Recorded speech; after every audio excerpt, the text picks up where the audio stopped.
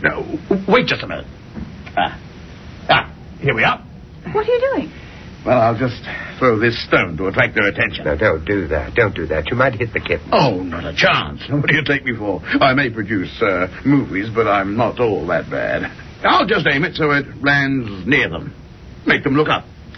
You ever seen the expression on a cat's face when it's startled? Well, watch. Oh, God, man, look what you've done. I never meant to do that. Maybe the wall wasn't as sheer as it looked. Maybe there was a concealed angle at its base which we couldn't see. Whatever the reason, Malcolm's aim wasn't as true as he thought. I truly believe that he only intended to startle those cats. But when he leaned over the wall and threw the stone, it landed with a sickening thud right on the kitten's head and shattered out its little brains there and then.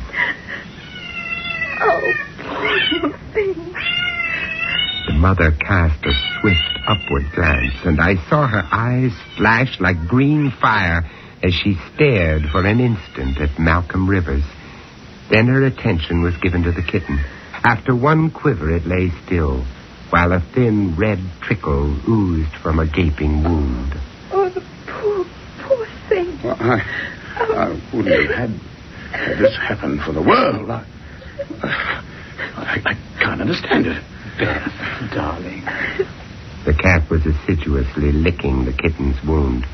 And then, suddenly, she stopped. She must have realized that it was dead and that her ministrations were useless. For all at once, she appeared to lose all interest in the pathetic little body. Instead, she looked again at Rivers, and in that look was all the concentration of primitive hate. Her green eyes blazed, and the blood which dabbled her mouth and whiskers made her look for all the world like an avenging fury. There, Malcolm, I hope you're satisfied. That's something for your horror film. And you have the consolation of knowing it's real blood and not vegetable dye. Oh, don't rub it in. I feel bad enough as it is. Oh, I'm sorry. Of course you do. I love cats. I really do. Although my outburst was a relief, I felt slightly ashamed. I realized how painfully vulnerable the man really was. I turned my attention to the cat. She was now attempting to claw her way up the wall. When this failed, she tried to launch herself into the air, eyes blazing, claws distended, and then she fell back. Let's go on. I can't bear any more. Do you want to go home? We can come back tomorrow. I think a brandy would do you good. I think a brandy would do us all good. No, I don't want to go back to the hotel. I want to see the castle. Let's go on. In face of her obvious determination, there was nothing else we could do. At least the tour would divert her mind, or so we hoped. And we also hoped that Malcolm would be deterred from prattling on about his inane script. But no. I really expect to pick up some great vibrations in the torture tower. It's just over there. You see, you can't expect to involve your audience unless you involve yourself. Now, that's the basic rule. You've got to be convinced. And that's why so many movies are just laughable. Nobody is convinced, least of all the makers. I remember one crazy scene. This will kill you. There was this... As Malcolm laughed, I looked back at the cat. She, too, had heard, and her whole demeanor seemed to change. She no longer tried to jump or run up the wall, but instead began to lick and fondle the dead kitten as if it were alive. Then she took it in her mouth and began to follow us until we reached the limit of the wall's boundary. I thought I was the only one who noticed, but I was wrong. Mr. Rivers, I know this may sound silly, but I think that cat means to do you harm. Oh, now that I like. Oh, let's keep a sense of proportion about this. Well, I'm terribly sorry about what happened, but I refuse to avoid dark alleys over a damn cat.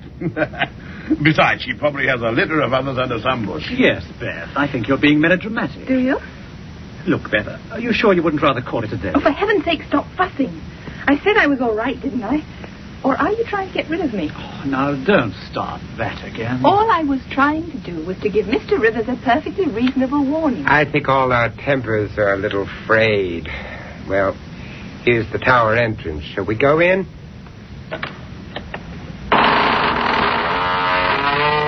I tried to sound unconcerned, but somewhere in the back of my mind I had a sneaking feeling that the girl was probably right.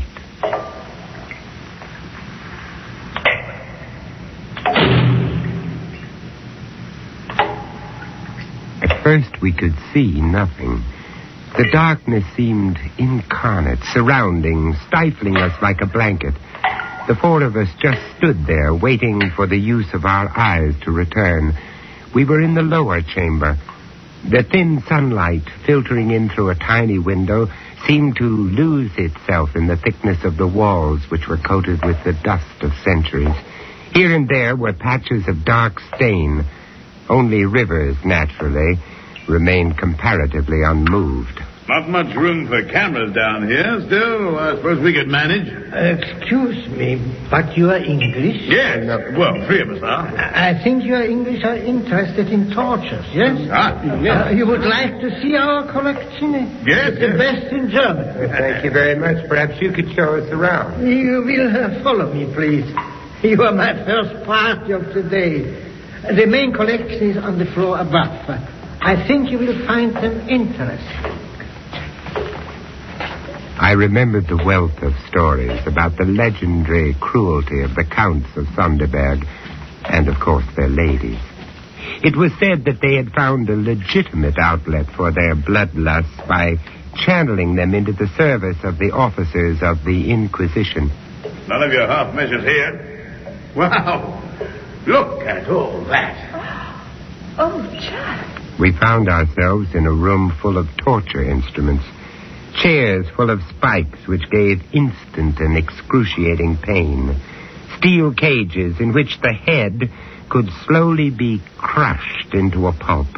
Racks, belts, boots, gloves, collars, and all around the walls great headsmen's swords, evil, keen-edged weapons that would decapitate with one slash, and nearby blocks where the victims' necks had lain, with deep notches where the steel had bitten through the guard of flesh and shored into the wood.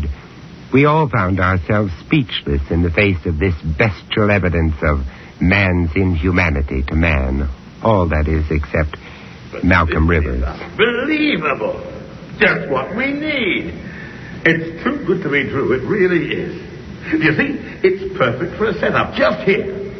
It's a question of getting permission to use the stuff, but I wonder what the formalities are. Hey, let me just sit in that chair a moment. Wow. Rivers was behaving with his usual insensitivity, but there was something more. I think the others shared the feeling with me that it was sacrilegious.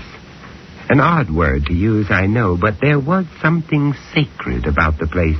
It was a temple, but a temple to evil. Now, over here, sirs and madam, is a famous instrument of the Inquisition.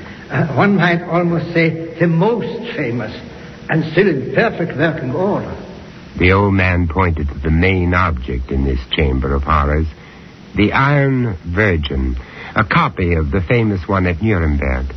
The contraption was covered in rust and dust, except for the face, which was oddly fresh-looking, as if the custodian had scrubbed it. While the figure was curved in the shape of a woman, it was just broad enough for a man to fit inside, as we could see when the door was opened. The door itself was enormously thick and was worked open and shut by a thick chain running through a pulley attached to a heavy beam in the roof. When the weight was released, the door would slam shut. The devilish nature of the Iron Virgin was truly revealed when you examined the inside of the door. A number of iron spikes were fixed there, and when the victim was placed inside it and the door closed, the upper spikes would pierce his eyes and the lower ones his heart and vitals. What a charming toy. Oh, God, look at the blood stain. It's hard to wash out blood completely, man. And there are some who say it comes back anyway. I think I can believe this place is haunted. And on that happy note, I vote that we make a hurried exit. That suits me. Well, let's go and have that drink we promised.